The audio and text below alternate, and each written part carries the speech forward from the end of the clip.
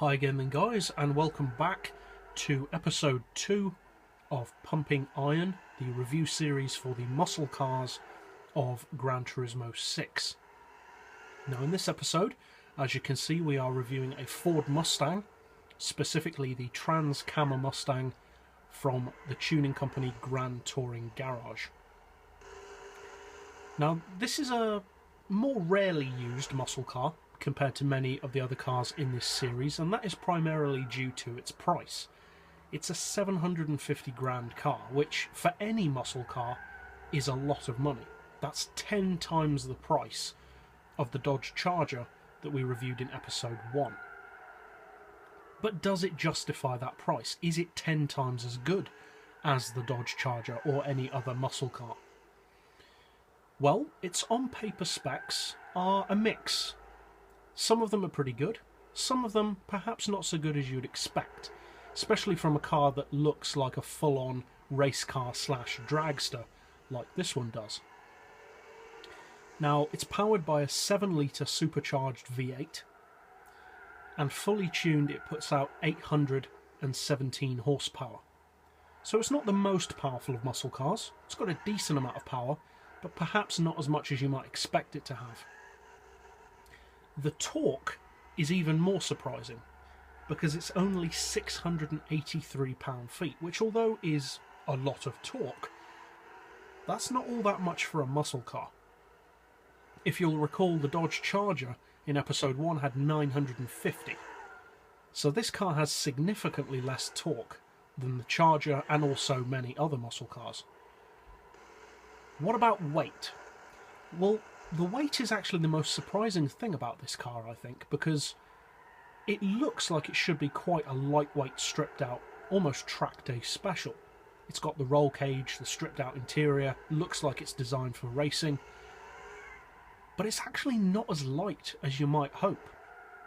It actually weighs in at 1,452 kilos, and that's with the weight loss package, so it is actually still a surprisingly heavy car, to be honest. And mainly due to that high weight, the power to weight ratio is okay, but not that special. It puts out 563 horsepower per tonne. But obviously this is all on paper specs, and what it's like in the real world could be potentially really different. Many cars are completely different than their specs would suggest.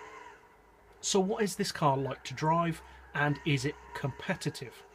Well, it sits at 596 pp, which is fractionally higher than the Charger, and to be honest, that's about as high as you want to go with a muscle car, really. If you start going over the 600 pp region, you're just not going to be as competitive, because at the end of the day you can get decent amounts of power and performance out of cars like the Tommy Kyra and the Nissan GTR at that kind of pp level. So beyond that kind of PP, a muscle car just loses all of its advantages. At this PP though, it is quite a competitive car, especially against other muscle cars and primarily for top-end performance.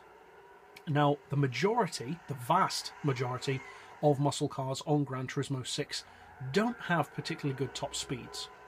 They're not slow, but they are outclassed by a surprising amount of opponents. Sometimes cars with less power even. This muscle car, however, is one of the quicker models. It's one of the quickest muscle cars in the game, and is one of also the quickest classics in the game.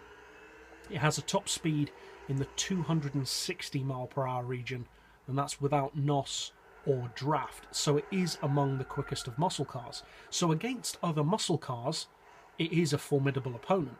That's the same kind of top speed as something like a Red Devil, or a GT500 Mustang of the new shape, or even a Cobra. So for top speed, it is a very competitive car. Its top-end acceleration as well is very respectable. Low-end though, not so much, to be honest. Now I think part of the reason for that is because of its disadvantage in terms of torque.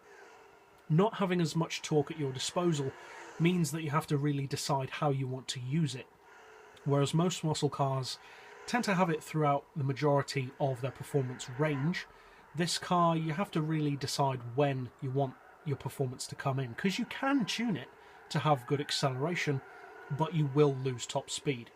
Whereas if you want that class-leading top speed, you will lose acceleration off the line, and it is a relatively sluggish muscle car compared to many of the others, even in some cases other muscle cars with less power. Handling wise, it's kind of hard to describe. It's good and bad at the same time. Now, bad is a strong term, but the handling is definitely good for a muscle car. But at the end of the day, that's not saying that much, because most muscle cars don't handle. So to say it's better than most muscle cars is like saying it's better than a boat. It doesn't really mean very much. So in real terms, what's the handling like?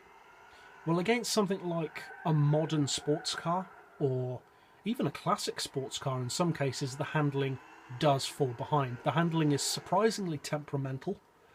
The chassis and suspension feel too stiff, which results in excess wheel spin and a surprisingly twitchy nature, which is unusual for a muscle car. And although it is certainly capable of running a fast lap, you do need to be very selective on where you choose to use this car. If you choose it on the right track, it is a weapon.